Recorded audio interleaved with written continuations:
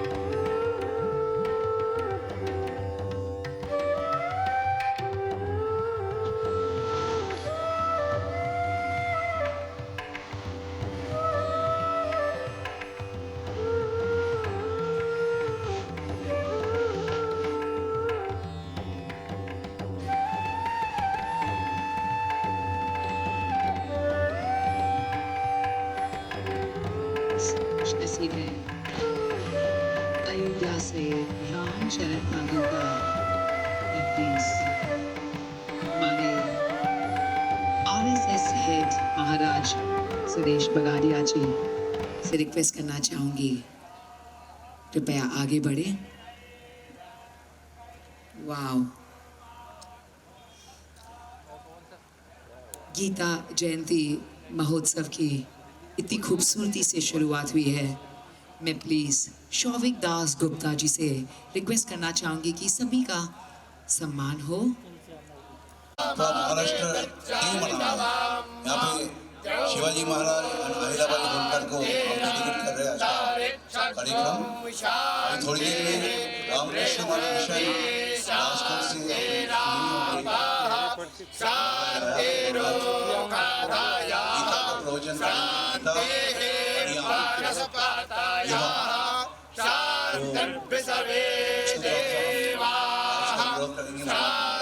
ब्रह्मा शांति सर्वगो शांति शांतिरेव शांति क्षमा शांतिरेधि सहस्रासि रेखा पुरुखा सहस्रापाशाः सहस्रापाता शाभो निग्गो शर्वात स्मृतवान्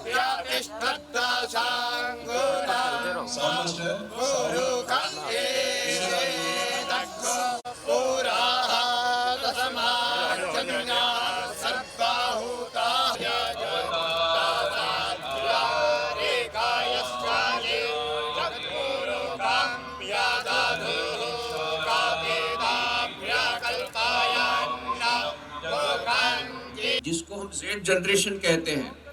ये जो जेड जनरेशन है ये 1997 से 2012 के बीच में जिनका जन्म हुआ, अर्थात 13 से 27 साल की उम्र के ये लोग जो है आज के युवा पीढ़ी है, इनके बारे में हम देखते हैं। ये लोग स्मार्टफोन, सोशल मीडिया, इंटरनेट इसको अपना अभिन्न अंग मानते हैं और उसके कारण बहुत सारी समस्याएं उनको फेस करनी पड़ती है। एक्सेस ऑफ इंफॉर्मेशन, अत्यधिक सूचनाएं उनको मिलती रहती है, अनगिनत विकल्प उनके पास आते हैं, निरंतर कनेक्टिविटी में वो दबे रहते हैं, उसके कारण मेंटल हेल्थ इश्यूज होते हैं, FOMO fear of missing out होता है, आइडेंटिटी क्राइसिस होती है, ब्रेकअप होता है। ब्रेकअप के कारण बहुत युवा लोग आत्महत्या तक कर रहे हैं। ओवर थिंकिंग करके एक बहुत बड़ी समस्या उनके पास उनकी है। कैरियर कंफ्यूजन है, लैक ऑफ कंसंट्रेशन, एकाग्रता नहीं है, फिर लैक ऑफ कॉन्फिडेंस, आत्मविश्वास उनका जाता रहा है। एक्सेस ऑफ स्क्रीन टाइम, अभी average screen time of an Indian youth of Z generation is 5 hours. मैं एवरेज की बात कर रहा हूँ, कोई कोई तो 24 घंटे चिपके रहते हैं सोशल मीडिया पर। तो आप समझ सकते हैं ये कैसी जनरेशन है। ऐसे अवस्था में जब इनके, और उसके कारण क्या होता है, अटेंशन स्पैन उनका बहुत कम हो गया है, वे कोई फोकस नहीं कर पाते। पहले तो बोले वीडियो आधा घंटा देख लेते थे, बाद में 3 मिनट का वीडियो हुआ, 2 मिनट, अभी तो उनको रील चाहिए 30 सेकंड की। 30 सेकंड के रील भी ठीक से देख नहीं सकते, इतना अटेंशन स्पैन उनका खराब हो गया, खत्म हो गया। ये मॉडर्न जनरेशन जब ऐसी है, उनकी इतनी सारी समस्याएं हैं, तब उस अवस्था में विशेष करके जब उनके मन में शांति नहीं है, जीवन का उद्देश्य क्या है जानते नहीं है, जीवन की किस दिशा में जाना चाहिए जब जानते नहीं है, डिप्रेशन में आगे हैं, विषाद से परिपूर्ण है, उस समय भगवत गीता का संदेश बहुत महत्वपूर्ण है। इन सभी समस्याओं का समाधान आधुनिक युवा वर्ग को गीता के संदेश में मिलेगा। आप देखिए, सबसे पहला अध्याय उसका नाम क्या है, अर्जुन विषाद योग। आज सारे समाज के सभी लोग, विशेषकर युवा वर्ग, विषाद से ग्रस्त है। सभी लोग टेंशन में है, सभी लोग दुखी है। कोई भी विद्यार्थी को पूछो, उसको टेंशन का है, परीक्षा में पास करने का टेंशन, परीक्षा में अच्छे नंबर मिलेंगे कि नहीं। फिर जहां वो टेंशन खत्म हुआ तो दूसरा टेंशन, एंट्रेंस एग्जाम दो, उसमें सफलता मिलेगी कि नहीं। एंट्रेंस एग्जाम देने के बाद फिर एडमिशन मिलेगा कि नहीं। एडमिशन हायर इंस्टीट्यूशन में मिल गया, उसका टेंशन गया। उसके बाद में फिर पैकेज ठीक मिलेगा कि नहीं, एम्प्लॉयमेंट मिलेगा कि नहीं। Unemployment is a big problem, apply no reply. तो employment is a big problem. फिर नौकरी मिल भी गई तो भी दुखी है। अरे भाई, तुमको तो नौकरी मिल गई, क्यों दुखी? नहीं, मेरे फ्रेंड को ज्यादा पैकेज मिल रहा है, मेरे को छोटा पैकेज मिल रहा है। अच्छा, बड़ा पैकेज भी मिल गया तो भी टेंशन में है, तो भी दुखी है, क्यों? ब्रेकअप हो गया है। इतने सारे समस्याओं, सभी युवक कुछ न कुछ समस्याओं से टेंशन में है, और ये टेंशन का युग आ गया। अर्जुन सिंड्रोम से जब पीड़ित है, और विषाद जब जीवन में आ गया है, जैसा अर्जुन ने विषाद में, मन में, जीवन में विषाद आ गया था, और वो इतना डर गया था कि रथ के पीछे बैठ गया कि मैं लड़ाई नहीं लड़ूंगा, मैं युद्ध नहीं करूंगा, और कायरता से ग्रस्त हो गया और भय से ग्रस्त हो गया। बोलता है क्या अर्जुन, मेरा गांडी मेरे हाथ से सरक रहा है, मेरे पैर कांप रहे हैं। ऐसा करते करते रथ के पीछे बैठ गया। बैठ करके क्या बोला, मैं युद्ध नहीं करूंगा। यही हमारे आजकल की, अरे आया था काहे के लिए अर्जुन? युद्ध करने के लिए आया था, युद्ध करने के लिए आया था, सब कुछ तय था। दोनों आर्मीज, दोनों सेनाएं आमने सामने आ गई है, शंख फूंक दिए गए हैं। अर्जुन क्या बोलता है, मैं जरा शंख, हे कृष्ण भगवान को, अपने सारथी को बोलता है कि कृष्ण भगवान आप हमारे रथ को पहले बीच में ले आइए, मैं देखूं तो सही दुर्बुद्धि दुर्योधन कौन कौन से हमारे साथ शत्रु को सामने ला रहा है, हमारे सामने ला रहा है, मैं जरा देखूं तो सही। इस अवस्था में बोल रहा है कि मैं सबको देख लेने का चाहता हूं। ऐसी अवस्था में जब रथ को बीच में लाया गया तो वहां क्या करता है, उस समय उसको अपने सगे संबंधी दिखते हैं, सामने वाली शत्रु नहीं दिखते हैं, सगे संबंधी दिखते हैं, और उसको डर होता है कि मैं इनको कैसे मारूंगा। और फिर उतनी बड़ी सजा को देख करके पराजय की भी आशंका होती कि यदि हम लोग हार गए तो क्या होगा। ये सब आशंकाओं के कारण उसका मन बहुत ही विचलित हो जाता है।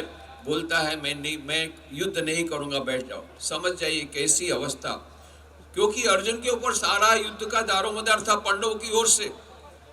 वे ही सबसे बड़े बाणावली थे, और ये गांडीव तो वही चला सकते थे। ऐसा अर्जुन बोलता है मैं नहीं लड़ूंगा। आज का विद्यार्थी भी ऐसा ही करता है। जब पेपर देखता है, कठिन पेपर आया मैथमेटिक्स का, जो उसने सोचा नहीं था ऐसे प्रश्न आए, तो कांपने लगता है, पेन पूरे हाथ में से गिर जाती है। फिर बोलता है मैं परीक्षा में ड्रॉप लूंगा। कभी कभी तो जीवन से ड्रॉप लेने का प्रयत्न करता है, सुसाइड की प्रयत्न करता है।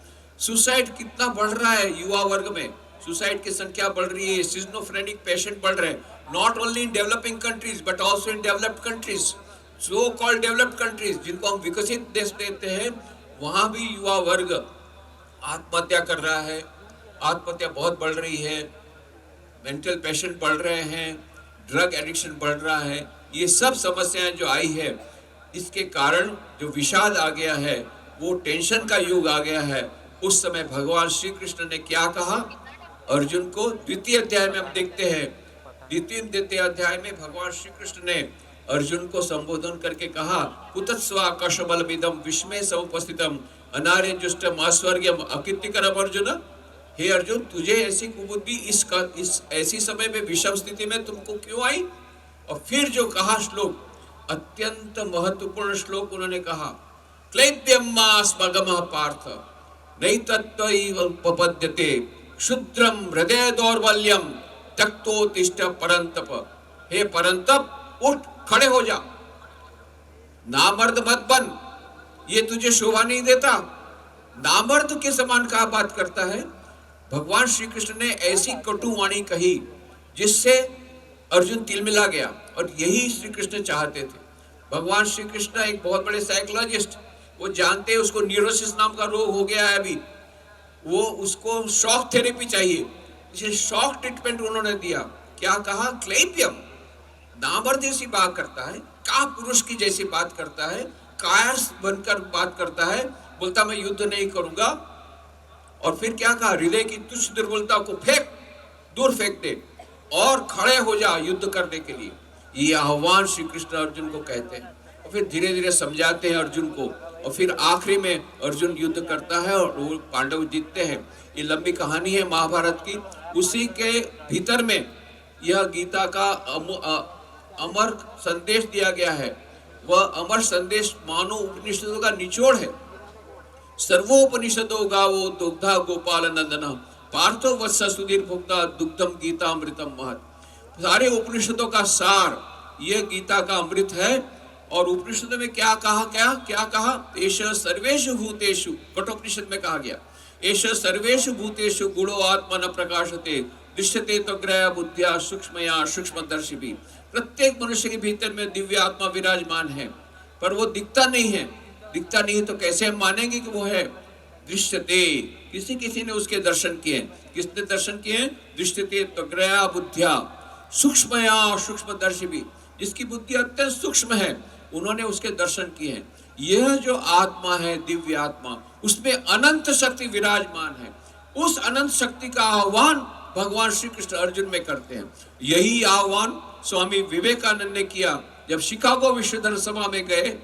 उस समय वहां पर जो लोग अर्जुन के समान ही अपने आप को दुर्बल मानते थे, पतित मानते थे, पापी मानते थे, उस समय स्वामी विवेकानंद ने उनको श्वेताश्वेत उपनिषद का श्लोक सुनाया और क्या कहा? ये कहा कि शृण्वन्त विश्वे अमृतस्य पुत्राः आये धामानि दिव्यानि तस्तु वेदाहमेतं पुरुषं महान्तं आदित्यवर्णं तमसः परस्तात् तमेव विदित्वा तिमृत्यमेति नान्य पंथा विदते नायन। मैंने उस परम पुरुष को देख लिया है जो सभी दुखों से निवृत्त हो, सभी दुखों से परे है। उनका दर्शन करने से सभी दुखों से तुम्हारी निवृत्ति हो जाएगी। ऐसा कहते हैं श्वेताश्वेत उपनिषद के जो ऋषि मुनि। वही बात स्वामी विवेकानंद बोलते हैं शिकागो धर्म सभा में। और फिर क्या बोलते हैं? ये the children of immortal bliss Holi and perfect beings, ये diviners, sinners, it is a sin to call a man so. It is a standing label on human nature. Come up, O loins, and shake off the delusion that you are sheep. Your soul is immortal, spirits free, blessed and eternal. Ye are not matter, ye are not bodies. Matter is servant, not ye the servant of matter. ओ शेरो, इस मिथ्या भ्रम को झटक करके फेंक दो कि तुम भेड़ हो। तुम भेड़ नहीं हो, तुम शेर हो, तुम तो अजर अमर आत्मा हो। तुम्हारे भीतर में आत्मा की अनंत शक्ति विराजमान है। उसको याद करके उठो, जागो और लक्ष्य प्राप्ति तक रुको मत। ये स्वामी विवेकानंद ने संदेश दिया और कहा कि सबके भीतर में दिव्यता विराजमान है। वेदांत कभी पाप की बात स्वीकार नहीं करता, वेदांत भूल की बात स्वीकार करता है। सबसे बड़ी भूल तो तुम तब करते हो जब तुम कहते हो कि मैं पापी हूं, मैं दुर्बल हूं, निर्बल हूं। नहीं नहीं नहीं, तुम तो, तुम्हारे भीतर आत्मा की अनंत शक्ति विराजमान है। यह बात जो अर्जुन को भगवान श्री कृष्ण ने बताई थी, वही बात स्वामी विवेकानंद शिकागो विश्व सभा में बताई। और कहा कि तुम तो शेर हो, तुम भेड़ नहीं हो, इस मिथ्या भ्रम को फेंक कर झटक करके फेंक दो कि तुम भेड़ हो। नहीं नहीं, तुम तो शेर हो, अजर अमर आत्मा हो, तुम्हारे भीतर आत्मा की अनंत शक्ति विराजमान है। बहुत सुंदर कहानी कहते थे, युवा वर्ग के लिए मैं वो कहानी बताता हूँ हमेशा जब भी स्कूल कॉलेज में जाता हूँ।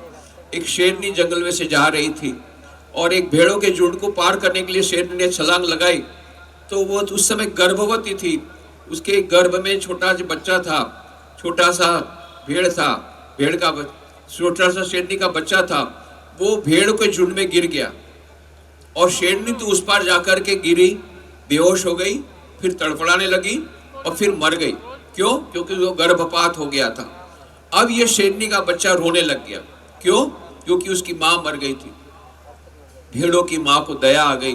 भेड़ों की माँ ने उस शेरनी के बच्चे का लालन पालन शुरू किया और उसके प्रकार से अब ये छोटा शेर था, शेरनी का बच्चा, वो भेड़ों के साथ जाने लग गया। भेड़ों के साथ खाता है, घास खाता है, भेड़ों के साथ खेलता है, भेड़ों के साथ जाता है, भेड़ों के समान घास खाता है और भेड़ों के समान ब्या ब्या बोलने लग गया। धीरे धीरे करके वो बड़ा हो गया। बहुत समय बाद एक बड़ा शेर आया वहाँ पर। उसने देखा जंगल में दूर रास्ते पर से कई भेड़ें जा रही हैं ब्या ब्या ब्या करते हुए। आश्चर्य से देखा, अंत में एक छोटा सा शेर है, वो भी ब्या ब्या कर रहा है। उसको बड़ा आश्चर्य हुआ। तो कभी उसने किसी शेर को ब्या ब्या करते देखा नहीं था। नजदीक आया, नजदीक आकर के जैसे ही नजदीक आया वो सभी भेड़ें इतनी घबरा गई, ब्या ब्या करके सब भागने लगी। ये छोटा शेर वो भी ब्या ब्या करके भागने लग गया। बड़े शेर ने पकड़ लिया उसको, तू कहाँ जाता है? अरे ये भेड़ें हैं मुझसे डरती क्योंकि मैं शेर हूँ, तू तो मेरे समान शेर है, तू मुझसे क्यों डरता है? छोटे शेर ने क्या कहा? ब्या ब्या ब्या, मैं तो भेड़ हूँ, भेड़, मैं शेर नहीं हूँ। बड़े शेर ने कहा, मूर्ख कहीं का, शेर होकर के अपना वो भेड़ बोलता है, तू शेर है शेर। छोटा शेर फिर से रोने लग गया, ब्या ब्या ब्या, मैं तो भेड़ हूँ, मैं भेड़ हूँ, मैं शेर नहीं हूँ। बहुत बार बड़े शेर ने समझाया, किसी हालत में जब नहीं माना तब बड़े शेर ने क्या किया, छोटे शेर को पकड़ा, गले से पकड़ करके घसीट करके एक तालाब के किनारे लाया। देख तालाब में पानी में देख, तेरी परछाई देख, मेरी परछाई देख, तेरा चेहरा मेरे समान है, शेर के समान है, भेड़ के समान।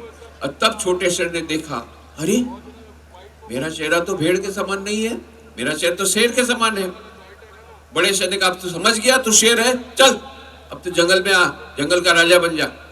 और वो जंगल का राजा बन गया। स्वामी विवेकानंद इस कहानी को सुना के बताते, देखो ये छोटा शेर पहले से शेर था, फिर भी क्यों ब्या ब्या करता था? क्योंकि वो भूल गया था कि मैं शेर हूं। इसी प्रकार से हम लोग भी, यही हमारी स्थिति है, हम लोग ब्या ब्या करते हैं, हम बोलते हैं मुझे, मैं बहुत टेंशन में हूँ, मैं दुर्बल हूँ, निर्बल हूँ, पापी हूँ। ये क्यों बोलते हैं? क्योंकि हम अपने को भेड़ समझते हैं। क्यों? क्योंकि हमने अपना स्वरूप नहीं देखा। जब हम ध्यान करेंगे, ध्यान के क्षणों में हम अपना स्वरूप देखेंगे, तब पता लगेगा नहीं नहीं हम तो भेड़ नहीं है, हम तो शेर हैं। पता लगेगा कि हम ये देह नहीं है, बुद्धि नहीं, चित्त नहीं, अहंकार नहीं, चिदानंद रूपो शिवोहम शिवोहम। ये कब पता लगेगा? जब हम ध्यान करेंगे।